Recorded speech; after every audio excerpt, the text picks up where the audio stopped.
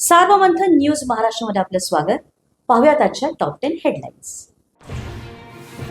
भाजपानं मुंबई महानगरपालिकेसाठी मराठी उमेदवार दिल्यामुळे आम्ही अपशकुन करणार नाही. उद्धव ठाकरे सोबतच्या बैठकीनंतर किशोर पेडणेकर यांचं सूचक विधान. भाजपच्या रितू तावडे मुंबईचे महापौर होणार. प्रदेशाध्यक्ष अमित साटम यांची घोषणा. तर शिवसेनेच्या संजय घाडींची उपमहापौर पदासाठी निवड. 11 तारखेला औपचारिक घोषणा. मालेगावच्या महापौरपदी इस्लाम पार्टीच्या शेख नसरीन बानू खालिद विजयी तर बांगलादेश रोहिंग्यांच्या नावाखाली लोकांना तुरुंगात टाकलं. तोच मुद्दा पहिल्या महासभेमध्ये हाती घेणार आसिफ शेख यांचा एल्गार. साताऱ्याच्या कराडमध्ये बोगस मतदानावरून भाजपा राष्ट्रवादी आमने सामने. पोलिसांनी वेळीच हस्तक्षेप केल्यामुळे वाद निवळला. परभणी जिल्हा परिषद मतदानावरती सेलू तालुक्यातील बोधगाव आणि तांडा इथल्या ग्रामस्थांचा बहिष्कार कायम. अद्याप एकही मतदान नाही. रस्ता आणि नदीवरच्या पुलासाठी आक्रमक भूमिका.